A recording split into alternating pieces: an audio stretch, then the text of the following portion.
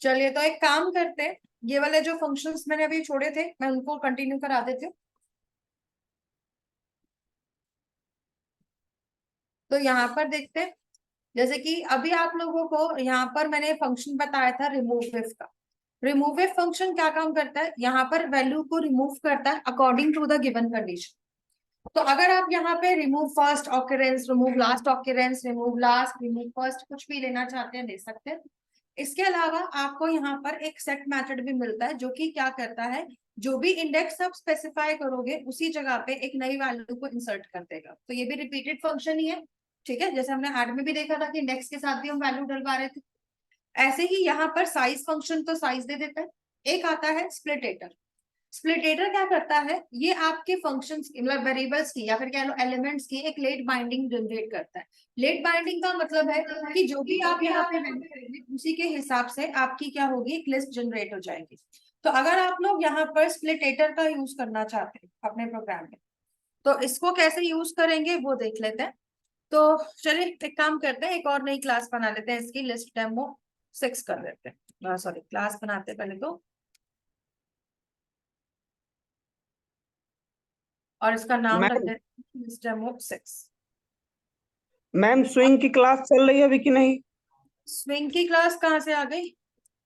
नहीं नहीं मैम, मेरा छूट गया ना कुछ, तो आपने तो बोला आप था ना क्लास के कि। बीच में आके ऐसे कैसे पूछ सकते हो? थोड़ा सा तो लिहाज कर लिया करो भाई। कोई भी क्लास चल रही है, कोई कॉल थोड़ी है, या बीच में क्लास में आप आके ऐसे पूछ रहे क्वेश्चन। ज्यादा बात है, आप चैट बॉक्स में मैसेज डाल दीजिए। Sorry ma'am.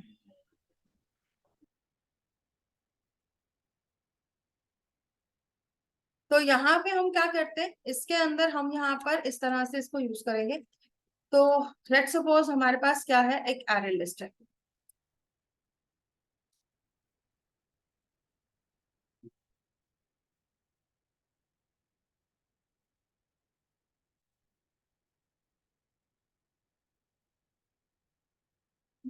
जो ये मेथड्स हैं वो लिंक लिस्ट और एरे लिस्ट की सेम से नहीं है। हाँ जी, क्योंकि देखो दोनों की पेरेंट क्लास एक ही है। तो जो मेथड लिस्ट के एरे लिस्ट को मिल रहे हैं वही लिंक लिस्ट को, स्टैक को और वेक्टर को भी मिल रहे हैं। जैसे लिंक लिस्ट के भी कुछ मेथड्स हैं जो कि अपने मेथड्स हैं, इसलिए वो फंक्शंस हमें दूसरों के साथ नहीं मिल रहे थे। तो जैसे ऑफर फंक्शन था वो किसका इंडिविजुअल फंक्शन है, लिंक लिस्ट का, इसी वजह से वो बाकियों के पास नहीं था। ओके, तो यहाँ पर ऐसे आपको कई फंक्शंस मिलेंगे जो कि एक पर्टिकुलर क्लास के होंगे। तो जो फंक्शन एक पर्टिकुलर क्लास के हैं, ठीक है, तो वो सिर्फ उसी के साथ यूज होंगे, बाकियों के साथ यूज नहीं हो पाएंगे। अब अगर आप यहाँ पर एरे लिस्ट को लेते हैं तो एरे लिस्ट को आप यहाँ पर काम कैसे करवाएंगे, लिस्ट वन में हम क्या करते हैं, कुछ वैल्यूज को ऐड कर देते हैं पहले तो मैं यहाँ पे अपना लूप 1 से लेकर लेस देन इक्वल टू 5 तक चला देती हूँ और आई को प्लस प्लस कर देती हूँ। तो यहाँ पर हमारे पास लिस्ट 1 में हम क्या करते जाएंगे, आई को ऐड करते जाएंगे। तो यहाँ पे हमारे पास कुछ वैल्यूज आ जाएंगी, या तो काम करते हैं इसमें 10 एलिमेंट्स को सेव करा देते हैं। तो हमारे पास एक 10 एलिमेंट्स की क्या बन जाएगी, एक लिस्ट बन जाएगी। ठीक है, तो यहाँ पे हमारे पास एक लिस्ट आ जाएगी इस तरह से, जिसके अंदर आप लोग क्या करते हैं, इस तरह से यूज करते हैं। अब अगर आपको यहाँ पर क्या करना है, इस लिस्ट को प्रिंट करना है तो आप इस तरीके से कर सकते हैं। एंड आफ्टर दैट आपको यहाँ पर अगर क्या करना है, लिस्ट वन डॉट स्प्लिटेटर का यूज करना है, तो आप स्प्लिटेटर मेथड का यूज कर सकते हैं।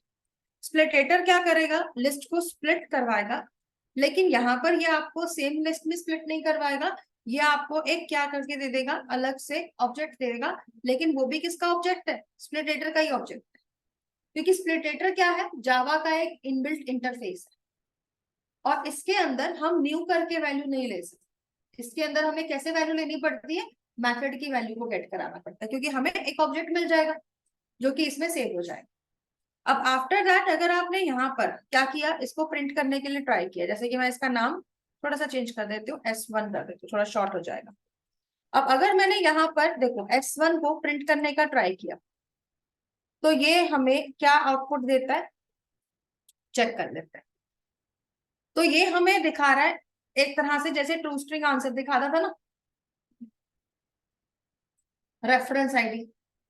जैसे ही अगर आप किसी एरे को कभी प्रिंट करके देखना, एरे को अगर आप ऐसे प्रिंट करके देखोगे ए डॉट टू स्ट्रिंग करके, तो वो भी कुछ ऐसा ही आंसर दिखाता है। क्यों दिखाता है? क्योंकि ये इंटरनली एक एरे को यूज कर रहा है, ठीक है, इसी वजह से ये आउटपुट आपको ऐसा दिखा रहा है। अब आप ऐसे में सोचोगे कि यार अगर मुझे वैल्यूज को एक्सेस करना है तो मैं कैसे करूंगी इसमें, राइट? तो अगर मुझे इसमें क्या करना है, वैल्यूज को एक्सेस करना है, तो हम इसको कैसे यूज कर सकते हैं? इसको हम यूज करेंगे लूप के हेल्प से, ठीक है। तो अगर आप लोगों को यहाँ पर क्या यूज करना है, इसका यूज करना है, तो हमें काम क्या करना पड़ेगा, इसको हमें थोड़े से डिफरेंट वे में यूज करना पड़ेगा। अब इसको लूप में तो हम प्रिंट कर लेंगे, लेकिन लूप में भी अगर आप जाओगे तो वहां पर भी इसका आउटपुट कैसा आएगा, चलो एक बार दिखा देती हूँ, तो इसके अंदर मैं चेंजेस दिखाऊं। तो यहाँ पे हम क्या करते हैं, एक लूप चला देते हैं फॉर ईच वाला, जिसमें हमने इंट आई लेकर S1 को लिया।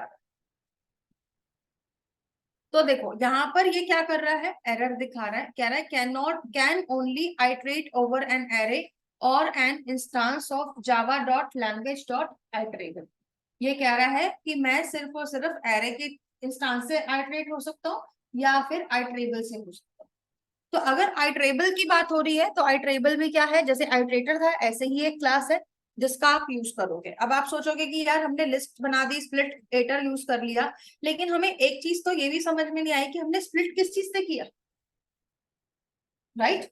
अगर हमने इसको स्प्लिट किया तो इसने इसको स्प्लिट किस चीज के अकॉर्डिंग किया? तो इसने क्या किया, एक तरह का एरे जनरेट करवा दिया। क्या जनरेट करा दिया? एरे। अब उस एरे को सिर्फ और सिर्फ इसका एक पर्टिकुलर फंक्शन यूज कर सकता है। कैसे यूज कर सकता है, मतलब ये वैल्यू एक तरह से एरे फॉर्मेट में आ गई है। तो अब यहाँ पे अगर मैंने इसको प्रिंट करना है तो हमें क्या लिखना पड़ेगा, S1 डॉट फॉर ईच, ठीक है। तो हम यहाँ पे क्या लिखेंगे, फॉर ईच रिमेनिंग, ये फंक्शन इसका यूज करेंगे।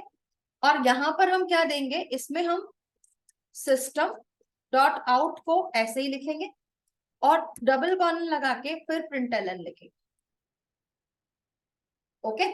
तो अगर मैं ऐसे लिखती हूँ तो ये मेरे को वैल्यूज का आउटपुट क्या देता है, क्या दिखा रहा है, वैल्यूज आ रही है। तो मतलब एक स्पेशल टाइप का एरे क्रिएट हो गया है जिसकी वैल्यू जो है वो किसके हेल्प से प्रिंट होगी, फॉर ईच रिमेनिंग के हेल्प से प्रिंट होगी। या फिर आप इसके लिए क्या यूज कर सकते हो, आइटरेबल का यूज भी कर सकते हो, जिसकी हेल्प से इसकी वैल्यूज को आप शो कर सकते हो। तो ये एक तरह का स्पेशल एरे फॉर्मेट बना देते हैं। हाँ, तो यहाँ पर अगर मान लो मैं इसका यूज करती हूँ और यहाँ पे क्या लिख देती हूँ, S1 डॉट, ठीक है। अगर देखो मैं यहाँ पे साइज के लिए लिख रही हूँ तो यहाँ पे मुझे साइज ऑप्शन भी नहीं मिलता, यहाँ पर मुझे क्या मिल रहा है, एस्टिमेट साइज, ओके। तो आपको ये एस्टिमेटेड साइज प्रिंट करवा के देगा। अगर मैंने यहाँ पर साइज को प्रिंट करवाया, मतलब इसको एस्टिमेटेड साइज को, तो मेरे पास इसका साइज भी आ रहा है। अब इसी साइज को लेट्स सपोज हम क्या करते हैं, एक बार तो यहाँ पे प्रिंट करवा दिया, एक बार यहाँ पे प्रिंट करते हैं। अभी क्या दिखा रहा है, इसका मतलब ये एक तरह का टेम्परेरी एरे बना रहा है जिसमें ये एक लिस्ट के सारे एलिमेंट्स को स्टोर कर लेता है। उसके बाद आप जैसे जैसे एलिमेंट्स को निकालते जाते हो या प्रिंट करते जाते हो या यूज कर रहे हो, जो भी कर रहे हो, तो इसके बाद में एक एक करके सारी वैल्यूज क्या होती जाती है, डिलीट होती जाती है, ओके। तो मतलब एक ऐसी, हम यहाँ पर अगर कोई मान लो प्रोग्राम बना रहे, जैसे कि मान लो हम एक गेम बना रहे, अब गेम में हमने यूजर्स बना दिए। अब जितने मान लो 2 यूजर बनाए, हर पर्सन को मैंने 3-3 लाइफ्स दे रखी, तो मैं वहां पर क्या यूज कर लूंगी, स्प्लिटेटर का ऑब्जेक्ट बना दूंगी और उसमें मैं 3-3 वैल्यूज डाल दूंगी। जैसे जैसे वो वर्सन क्या होता जाएगा, वहां पे आउट होता जाएगा, वैसे वैसे हम क्या कर देंगे, स्प्लिटेटर को बढ़ाते जाएंगे आगे आगे। उससे क्या होगा, लास्ट में स्प्लिटेटर की वैल्यू क्या बच जाएगी, 0 बच जाएगी। तो ऐसी जगहों पर हम किसका यूज कर सकते हैं, स्प्लिटेटर का यूज कर सकते हैं, जहां पर भी हमें इस टाइप का ऑप्शन चाहिए, जहां पे टोकन बेस्ड काम करवाना हो या फिर हमें क्या काम करवाना हो, जैसे हमने लाइव सेट करनी है या फिर हमने किसी की टर्म्स को सेट करना है तो टर्म्स को भी हम सेट कर सकते हैं। तो कई तरीके से इसी वे में यूज होगा आपका ये। अब इसके बाद अगला ऑप्शन लेते हैं इसका स्प्लिटेटर के बाद। स्प्लिटेटर के बाद में यहाँ पर हम अगला ऑप्शन जो देखेंगे वो है टू एरे। अगर आपको एक लिस्ट को कंप्लीटली एक एरे में कन्वर्ट करना है तो आप कर सकते हैं। तो मतलब अगर मेरे पास यहाँ पर जो लिस्ट है तो लिस्ट का नाम क्या है, लिस्ट 1। तो डॉट करके अगर मैंने टू एरे किया तो ये मुझे क्या रिटर्न कर रहा है, ऑब्जेक्ट का एरे। क्योंकि आपके पास तो इंटीजर का ऑब्जेक्ट यूज हो रहा था ना, डेफिनेटली वो ऑब्जेक्ट का एरे देगा। अगर मैंने इसकी जगह पे इंट लगा भी दिया तो ये कहेगा आप इसको टाइप कास्ट करो या फिर आप इसका चेंज टाइप करो। अब आप सोच में पड़ जाओगे यार इंटीजर वैल्यू को मैं ऑब्जेक्ट में देखूंगी, थोड़ा सा मेरे को अजीब भी लगेगा यार, हमने ऑब्जेक्ट कभी यूज नहीं किया। लेकिन ऐसी कोई दिक्कत नहीं है, ऑब्जेक्ट इतना परेशान नहीं करता, बस नाम के लिए ऑब्जेक्ट है, लेकिन आप इसमें किसी भी टाइप की वैल्यू रख सकते हैं। तो अगर आपको इसको ऐसे ही यूज करना है तो कोई दिक्कत नहीं है, आप यहाँ पे ऐसे भी ले सकते हो या फिर आप ऐसे भी ले सकते हो।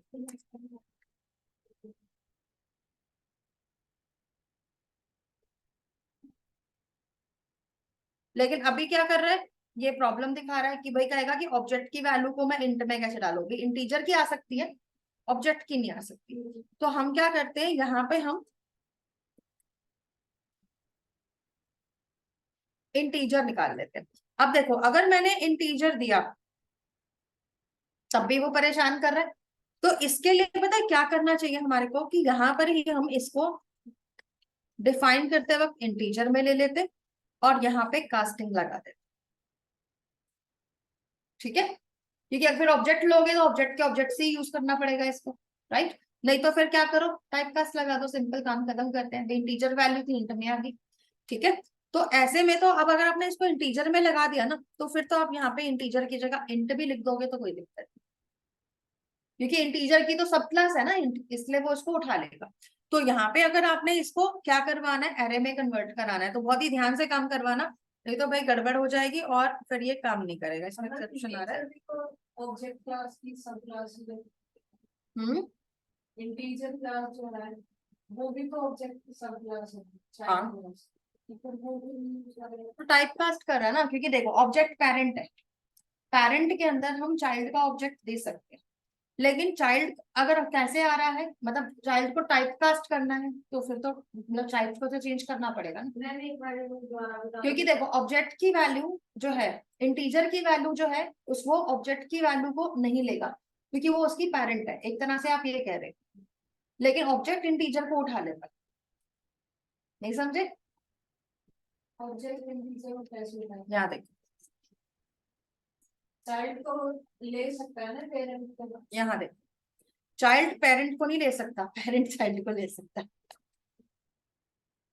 ठीक है, तो जो पेरेंट क्लास होती है वो चाइल्ड क्लास का रेफरेंस ले सकता है।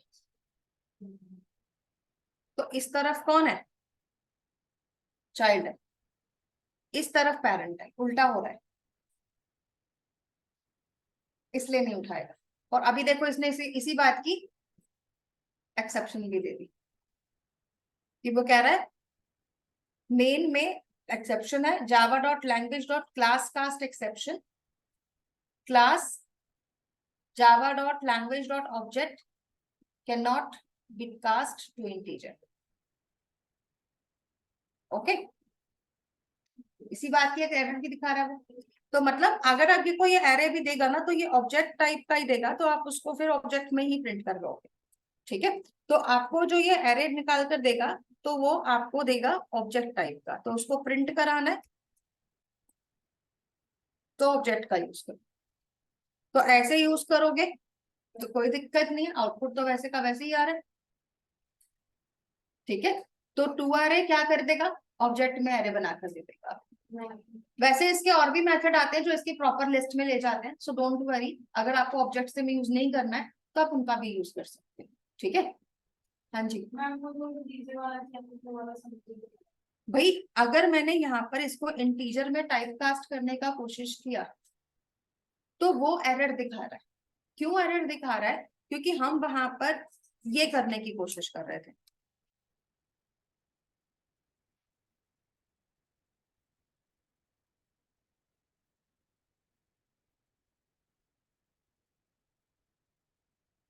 ओके, हम वहां पे ये करने की कोशिश करते, this is not allowed in जावा।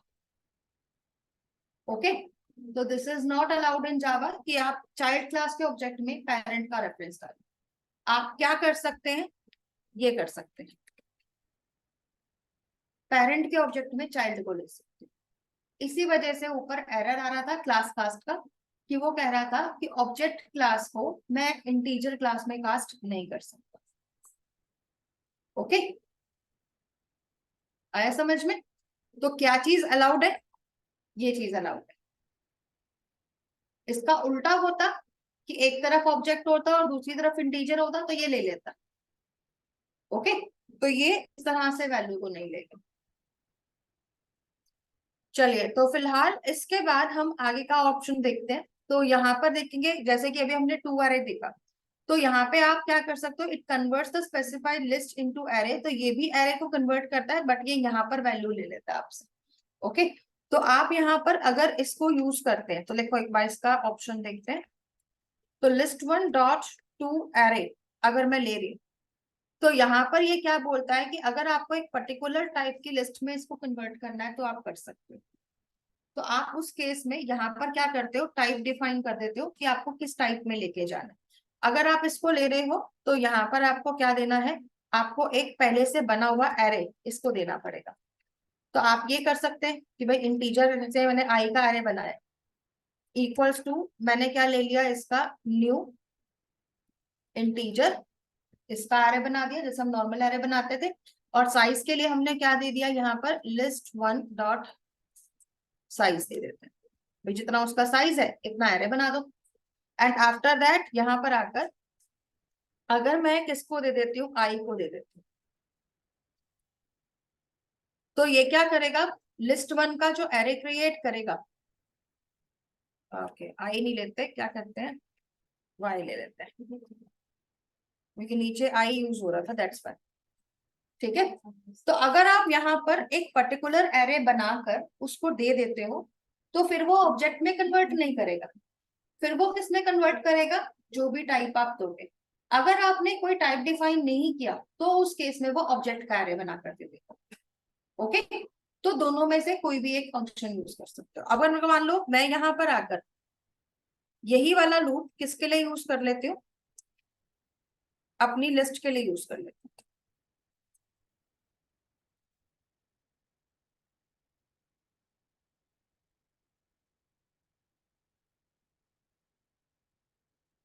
तो यहाँ पर आप क्या लोगे, जैसे मैंने लिया इंटीजर है, तो इंटीजर की वैल्यू तो हम इंट में भी ले सकते हैं, और यहाँ पे हम ले लेते हैं वाई वाला एरे, और इसके बाद यहाँ पर आकर हम आई को प्रिंट करवा दें।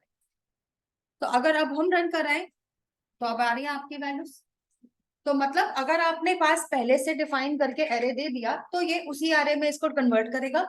अगर आपने एरे नहीं दिया तो ये क्या बना रहा है, ऑब्जेक्ट का एरे बना रहा है। क्लियर है यहाँ तक? इसी तरह से यहाँ पर आप लोगों को अगला फंक्शन मिलता है टू स्ट्रिंग का। अगर आपको एक पूरी की पूरी लिस्ट को स्ट्रिंग में कन्वर्ट करना है तो आप उसको स्ट्रिंग में कन्वर्ट कर सकते हो। तो जैसे कि अगर मान लो, चलो हम कन्वर्ट करके ना वेरिएबल में स्टोर नहीं कराते, प्रिंट करा देते हैं। तो अगर मैंने यहाँ पर लिस्ट को क्या करना है, स्ट्रिंग में देखना है, स्ट्रिंग फॉर्मेट में चाहिए, या तो सेव करा सकते हो स्ट्रिंग वेरिएबल। तो लिस्ट वन डॉट क्या कर दिया यहाँ पे, टू स्ट्रिंग। तो उस केस में ये क्या आउटपुट दिखाएगा, तो इसने क्या किया, पूरी की पूरी जो लिस्ट की प्रेजेंटेशन थी उसको स्ट्रिंग में कन्वर्ट करके देखो। ओके, तो इस तरीके से ये आपको आउटपुट दिखा देगा। ऐसे ही अगर आपको क्या करना है, आपको यहाँ पर एक एक एलिमेंट को प्रिंट करना है। वैसे तो हम फॉर ईच यूज करते ही हैं, लेकिन ये क्या है, फॉर ईच मेथड है। फॉर ईच मेथड को यूज करने का तरीका क्या होता है, इसको हम लैम्डा के तरीके से यूज करते हैं, कि पहले एक वेरिएबल ले लिया ब्रैकेट में, फिर एरो लगा के प्रिंट एलन लगा दिया अगर इसको प्रिंट करना है। ओके, तो आप क्या कर सकते हो, यहाँ पर आ सकते हो और यहाँ पे आप ये लिख सकते हो list1 डॉट फॉर ईच। यहाँ पर हमने ब्रैकेट के अंदर आई ले लिया और एरो बनाकर हमने क्या ले लिया, सिस आउट करके आई को प्रिंट करा दिया। ओके, तो इस तरीके से भी आप इसको यूज कर सकते हो। अब इसको अगर मैं रन करती हूँ, अच्छा एरर दिखा रहा है क्योंकि अच्छा सेमीकोलन था यहाँ पे। तो यहाँ पे अगर हम इसको अब रन कराते हैं तो लास्ट में देखिए यहाँ पर आपकी सारी लिस्ट प्रिंट हो रही है। तो इस तरह से भी आप फॉर ईच को यूज करवा सकते हो। ये होता है फॉर ईच का लैम्डा एक्सप्रेशन, ओके, जिसको हमने अभी यूज किया। तो आप यहाँ पे जो भी वेरिएबल लोगे ये उसमें ऑटोमेटिकली उसी टाइप की वैल्यू उठाएगा जिस टाइप का आपका एरे है या आपकी जिस टाइप की क्या है लिस्ट है। ओके, तो इस तरीके से आप इस वाले फंक्शन को यूज कर सकते हो। फिर आ जाता है आपका रिमूव इफ, ये तो हम कर ही चुके हैं। फिर आपका आता है सबलिस्ट। सबलिस्ट क्या करता है, इट प्रोवाइड्स अ सबलिस्ट, ठीक है, a list from the given list. अगर आपके पास एक बड़ी सी लिस्ट है और आपको उसकी सब लिस्ट क्रिएट करनी है तो आप क्या करेंगे, यहाँ पे लिखेंगे list1 डॉट सब लिस्ट। तो यहाँ पे आपसे लेगा फ्रॉम इंडेक्स और टू इंडेक्स, मतलब कहाँ से कहाँ तक। तो अगर मान लो मैंने दिया फ्रॉम इंडेक्स में 2 और सॉरी फ्रॉम इंडेक्स में 2 दे दिया और टू इंडेक्स में 7 दे दिया, तो यहाँ पर ये एक सब लिस्ट को जनरेट कर देगा और एक नई लिस्ट आपके पास आ जाएगी। अब आपको अगर इसको प्रिंट करना है तो एक काम करते हैं, चलो इस वाली सब लिस्ट को हम प्रिंट कर देते हैं फॉर ईच से, जैसे अभी हमने ऊपर वाले को किया था। ठीक है, तो यहाँ पे हम सिस आउट ले लेते हैं, तो इस तरीके से ये इसे भी प्रिंट कर देते। तो यहाँ पर आपके पास क्या आ जाएगी, सब लिस्ट भी आ जाएगी।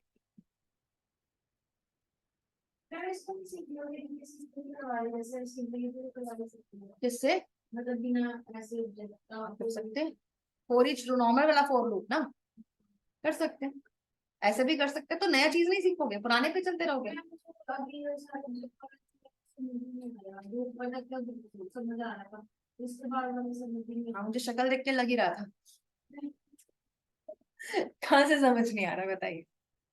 जब मैंने आपसे क्वेश्चन पूछा था वो रिजेक्ट तो ऑब्जेक्ट का तो मैंने बता दिया था कि पेरेंट में चाइल्ड का रेफरेंस आ सकता है, चाइल्ड में पेरेंट का रेफरेंस नहीं आ सकता।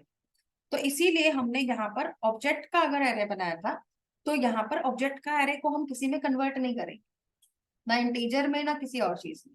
इसको हमें एज इट इज यूज करना पड़ेगा। टू एरे एक फंक्शन है जो कि आपकी लिस्ट को एरे फॉर्मेट में कन्वर्ट करता है। जैसे कि प्रिमिटिव टाइप के एरेज बनते हैं ऐसे ही ऑब्जेक्ट्स के भी तो एरे बनते हैं। तो एक तरह का ये ऑब्जेक्ट वाला एरे बन गया। ओके, ये हुआ था यहाँ पे। एंड आफ्टर दैट मैंने इंटीजर का एक एरे बनाया जिसका साइज मैंने रख दिया लिस्ट के साइज के अकॉर्डिंग। एंड आफ्टर दैट मैंने टू एरे का एक और वेरिएशन दे रखा है इन्होंने कि भाई आप प्लेन वाला भी यूज कर सकते हो, और अगर आपको कोई पर्टिकुलर टाइप चाहिए, जैसे मुझे इंटीजर में ही सेव करना है, तो मैं क्या करूंगी, पहले एक इंटीजर का एरे बनाऊंगी और फिर टू एरे के अंदर वाई को प्रोवाइड करूंगी, ताकि जो भी लिस्ट ये कन्वर्ट कर रहा है एरे में वो इंटीजर टाइप के एरे में आ जाए। हम इंटीजर की तरह एंटिटी यूज कर सकते हैं। नहीं कर सकते, प्रिमिटिव टाइप्स नहीं आएंगी, नॉन प्रिमिटिव टाइप्स ही आएंगी। और ये कलेक्शन ना आप सबकी आंखें खोलने के लिए ही है कि भाई बहुत हो गया प्रिमिटिव, थोड़ा सा ऑब्जेक्ट्स पे काम करना स्टार्ट कर दो, आगे ऑब्जेक्ट्स ही आने वाले हैं सारे के सारे।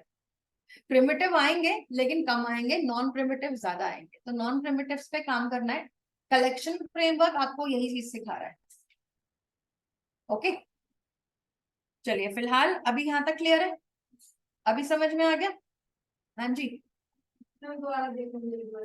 क्या रिपीट करूं, नहीं पता कैसे रिकॉर्ड करते हैं। आप मुझे ये बताओ आपको कंफ्यूजन किस बात की है। एक्चुअली पता क्या है, मेरा प्लस से होता हुआ है दो तीन से क्लासेस भी होती है, तो उसकी वजह से शायद वो कंफ्यूजन हो गई। कल की क्लास नहीं लिया आपने, कल की क्लास इसीलिए समझ नहीं। रिकॉर्डिंग ही देखी है मैंने, सारा कर लिया मैंने, कल कर ही आई हूँ सारा वैसे, पर रिकॉर्डिंग देख देख कर ही किया है सारा, तो उसकी वजह से रिकॉर्डिंग में तो कुछ समझ में आया होगा। हाँ ये मैंने कर दिया जो मैंने अपने वो चल ठीक है। रहा थे। तो यहाँ पर मैं यही कह रही हूँ कि भाई दो फंक्शन है, या तो टू एरे ब्लैंक दो या टू एरे में कोई क्या दे दो, क्लास दे दो, क्लास का ऑब्जेक्ट दे दो या क्लास ऑब्जेक्ट का एरे दे दो। अगर ब्लैंक दोगे तो उसके पास कोई ऑप्शन नहीं है, वो ऑब्जेक्ट एरे में कन्वर्ट कर देगा। अगर आपने अपना बनाया हुआ एक एरे दे दिया तो वो उसमें वैल्यूज डाल देगा और कुछ नहीं करेगा। ठीक है, सिर्फ ये इतना कर रहा है कि लिस्ट की वैल्यूज को एरे में डाल रहा है। अब वो एरे या तो ऑब्जेक्ट का होगा या आपकी डिफाइन की हुई टाइप का होगा, और कुछ नहीं। आफ्टर दैट यहाँ पर आप लोगों को मैंने फंक्शंस बताए, जैसे कि फॉर ईच फंक्शन। तो फॉर ईच फंक्शन समझ नहीं आ रहा? आ रहा है? तो जब मैं करवा रही होती हूँ तो उसी टाइम बोल दिया करो ना कि मैम ये समझ नहीं आया। ठीक है, मैं फालतू क्वेश्चन पूछने के लिए डांट देती हूँ कभी कभार, होती है, रेगुलर नहीं डांटती, आपने देखी है मेरी क्लासेस लेकर। ठीक है, लेकिन अगर कोई मतलब ये होता है ना, देखो एक क्लास चल रही है और आप लोग उस चीज में मतलब समझ भी रहे हो, ऐसे में बीच में कोई आकर मतलब जैसे कहते हैं ना रामायण चल रही है और बीच में आके कोई बोले कि महाभारत में दुर्योधन कौन था, तो वो फिर थोड़ा सा अजीब सा हो जाता है, फिर उससे क्या होता है सबका ध्यान भी टूट जाता है। तो वो जो, इसीलिए मैंने उसको डांट लगाया कि भाई क्लास चल रही है, तुम बीच में आके ये पूछ रहे हो मैम स्वयं की क्लास का, तो ये चीज सही नहीं होती। तो वो सेंसिबल चीज नहीं थी, दैट्स वाई मैंने डांट लगाई। क्योंकि आपने देखा मैं अपनी फैमिली के कॉल्स भी काट देती हूँ, वो क्लास चल रही होती है। बहुत रेयर मैं कॉल्स उठाती हूँ, बहुत जरूरी वाले, बिकॉज आई डोंट लाइक कि क्लास में कोई डिस्टर्बेंस आए। ओके, तो बेटर है आप लोग प्लीज अपना ध्यान रखो, जिसको कोई क्वेरी करनी है चैट बॉक्स में लिख दो भाई, चैट बॉक्स तो मैं देख ही लूंगी, फिर आपको आंसर कर दूंगी उसके अकॉर्डिंग। क्लास को डिस्टर्ब मत करिए बीच में, उससे क्या होता है कि 10 लोग बैठे हैं, सबका मतलब जो एक होता है ना समझने का तरीका, वो बीच में डिस्टर्ब हो जाती है। चलिए फिलहाल, अगर हाँ इससे रिलेटेड कुछ है तो आप पूछ सकते हैं। तो देखो फॉर ईच क्या करता है ना, ये आपका वेरिएबल वाला लूप ही है, बस फर्क ये है कि हमने इंट आई नहीं लिखा। ठीक है, तो आपका ये क्या कर रहा है ना, ये थोड़ा सा मतलब स्मार्ट लॉजिक है। स्मार्ट लॉजिक है क्यों? क्योंकि ये क्या करता है, लिस्ट वन को देखेगा, नहीं लिस्ट वन को देखेगा और लिस्ट वन के अंदर ये देखेगा कि कौन सा वाला टाइप यूज हो रखा है, इंटीजर। तो ये क्या करेगा, आई को वो इंटीजर का टाइप ही मान लेगा। तो ये एरो वाला साइन बता रहा है कि आई की वैल्यू प्रिंटलन में जा रही है। आई की वैल्यू जो है वो किस में जा रही है, प्रिंटलन मेथड में जा रही है, और प्रिंटलन मेथड में जाके हम इसको प्रिंट करा रहे हैं, मतलब इन दोनों को आपस में लिंक करने का काम कर रहे हैं। जितने भी लैम्डा एक्सप्रेशंस होते हैं ना उसमें ये एरो यूज होता है। ओके, तो इसीलिए यहाँ पर ये आ रहा है, सिंपल चीज है। आई लिया जो इंटीजर टाइप का वेरिएबल है, टेम्परेरी वेरिएबल, जो कि एरे में सॉरी इस लूप में आपकी लिस्ट की पहली वैल्यू को होल्ड कर रहा है। जब प्रिंट एलन आएगा तो वो आई को प्रिंट कर देगा, फिर दूसरी वैल्यू उठाएगा उसको प्रिंट करेगा, तीसरी वैल्यू उठाएगा उसको प्रिंट करेगा, चौथी लेगा फिर उसको प्रिंट करेगा। कब तक प्रिंट करेगा, जब तक कि पूरी लिस्ट प्रिंट नहीं हो जाती। इतना काम कर रहा है, आया समझ में? ठीक है, अब ऐसे ही यहाँ पर हमने हर जगह यूज किया, इसलिए मैंने इसको ना आगे भी यूज किया ताकि थोड़ी प्रैक्टिस देखोगे तो आइडिया हो जाए।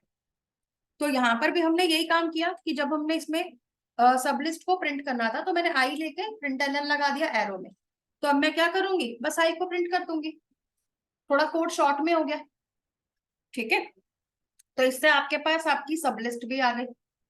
तो मैंने इंडेक्स दिया था सब लिस्ट के लिए 2 से 7 का, तो 2 से लेकर मतलब सेकंड इंडेक्स से लेकर 7 इंडेक्स तक की जो वैल्यूज थी वो सारी की सारी यहाँ।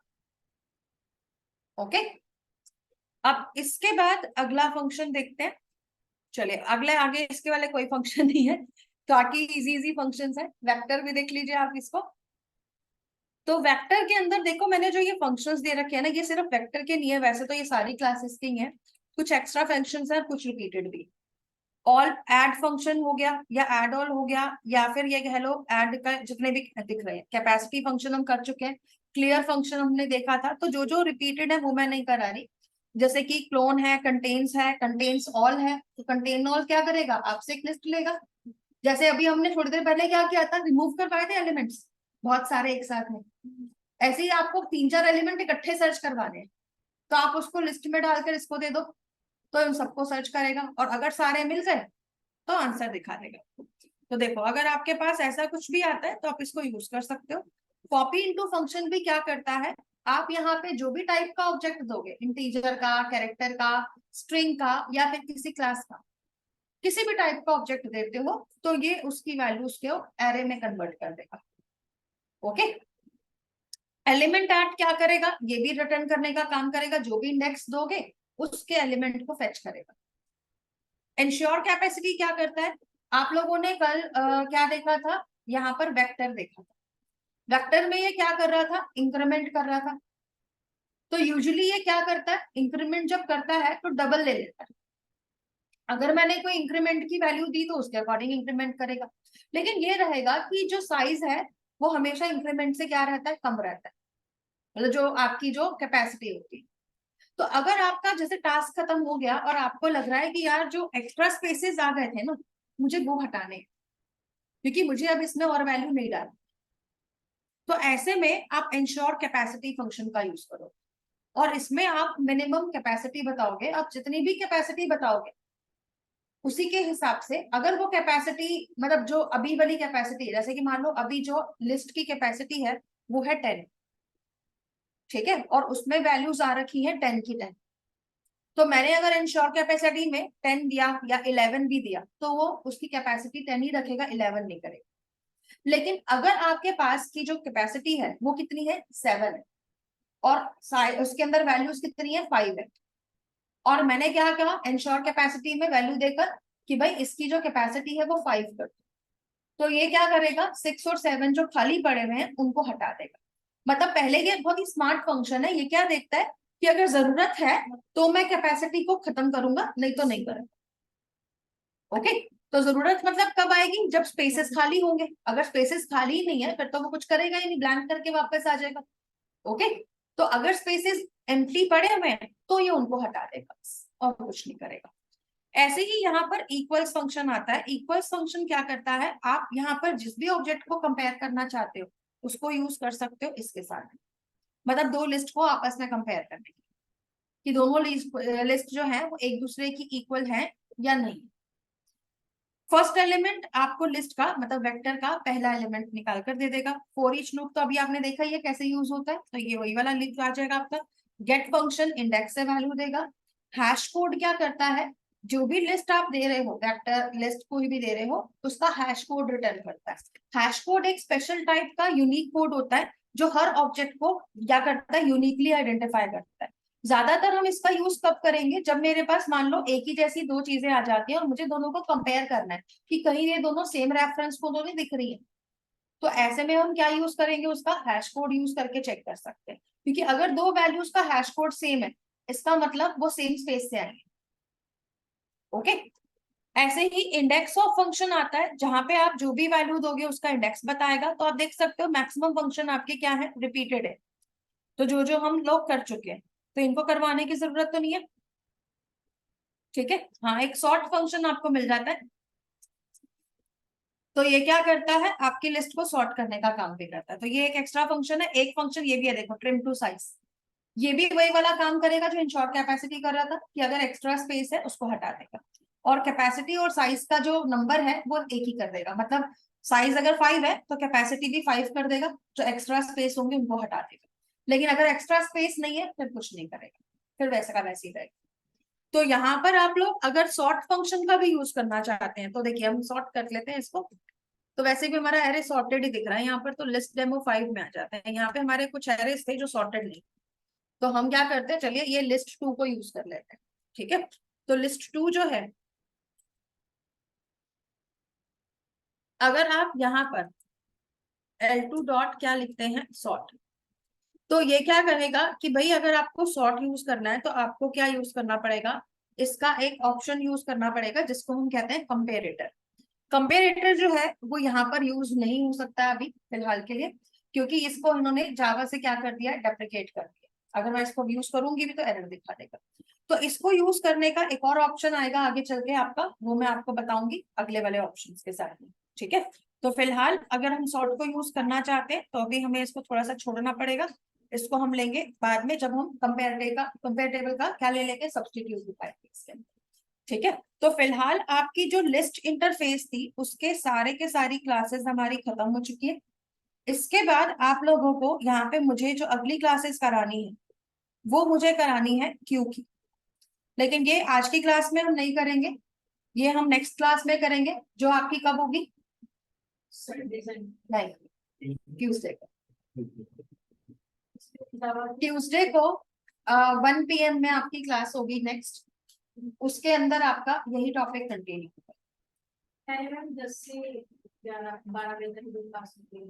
10 से 11 नहीं, आपकी तो 10 से 11:30 वाली होगी ना, 11:30। हाँ जी, उसके बाद मतलब बीच में गैप रहेगा, 1 से 2 में आएगी इसकी क्लास।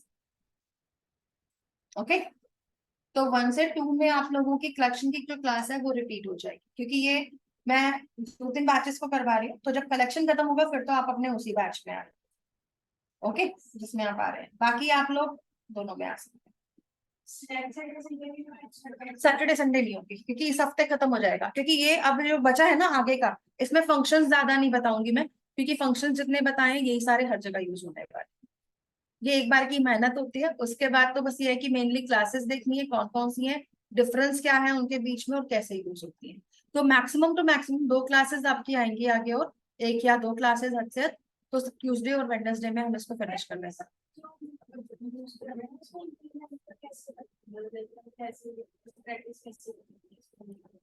इसको प्रैक्टिस मैं करवाऊंगी आप। एरर की तरह इसके भी क्वेश्चन कर दो, क्योंकि आजकल इंटरव्यू में इसके क्वेश्चन आते हैं। बेटा जब आते हैं ना, वो आते हैं एडवांस जावा से या स्प्रिंग से या जेडीबी से। नहीं, वो आजकल कोर वालों से भी यही करवाते हैं। करवाते हो इसलिए हैं क्योंकि इसको हम प्रैक्टिस कोर में ही कर रहे हैं अभी, ठीक है, इसीलिए वो देते हैं। तो दे सकते हैं, लेकिन अभी मैं फंक्शंस नहीं दूंगी इसके, क्योंकि अभी आप लोग पहले फंक्शन समझो, फंक्शंस कर लोगे फिर इसके क्वेश्चंस। और इसका जो यूज आएगा ना, वो सारा का सारा आपका आएगा आगे चल के। जैसे कि एक आइडिया देती हूँ आपको। मैम जो ट्यूसडे को क्लास है उसमें 10:30 वाले बैच में क्या हो रहा है? 10 वाले बैच में क्या चल रहा था भाई? पता ही नहीं है, क्लास ही नहीं ले रहे हैं हम सब। 10 वाले बैच में आई थिंक हमारा ऊप्स चल रहा था, है ना, और मैंने लास्ट आपको इनपुट आउटपुट स्ट्रीम स्टार्ट करवा दिया था, जो 10 PM वाला बैच, 10 AM वाला बैच। उसके अंदर मैंने आपको ऊप स्टार्ट करवा रखा है। ऊप्स के अंदर आपका इनपुट आउटपुट स्ट्रीम चलेगा, जो टॉपिक है, और उसके साथ साथ स्विंग स्टार्ट हो रहा है। तो जिसने भी स्विंग के लिए क्वेरी किया था, स्विंग स्टार्ट हो रहा है, लेकिन इस वाले बैच में 10 to 11:30 वाले में 1.5 घंटे का कर दिया वो वाला क्लास में, ठीक है, तो उस क्लास में आप ले सकते हैं। मैम हमारा बैच जो था 9:30 वाला, उसमें हमारा इनपुट हाँ जी, आउटपुट उसी की बात कर रही हूँ, वही 10 बजे में शिफ्ट हो गया ना। अब उसकी क्लास तो 10 बजे से हो रही है, तो 10 से 11:30 कर दिया उसकी बैच मैंने टाइमिंग। मेरे पास टाइम फ्री था, तो 1.5 घंटा चाहिए होगा हमें, क्योंकि आगे जो टॉपिक्स हैं वो थोड़े से ब्रॉड है, उनमें टाइम ज्यादा चाहिए होता है। तो मैम हमारी ट्यूसडे को 10 to 11:30 एक क्लास होगी, फिर 1 से कलेक्शन भी लेंगे। होगा। हाँ जी, ओके मैम। एक काम करो, समझ में आ गया कि कब से कब क्लास है? बैच को ग्रुप में डाल दो। अपने ग्रुप में भी डाल देना मैसेज बना के कि 10 to 11:30 ये है और 1 से 2 ये है, ताकि सबको मिल जाए। क्योंकि आपने क्वेश्चन किया, अच्छी बात है, जिन्होंने सुन लिया उनके लिए भी सही है, जिन्होंने क्लास नहीं ली ना वो पूछेंगे बाद में, इसलिए उनकी इंफॉर्मेशन के लिए डाल देते हैं। Okay fine. अच्छा, मैं आपको एक एग्जाम्पल दिखाती हूँ, देखिए इसमें मेरे को अपने ओल्ड बैच का एग्जाम्पल लेना पड़ेगा।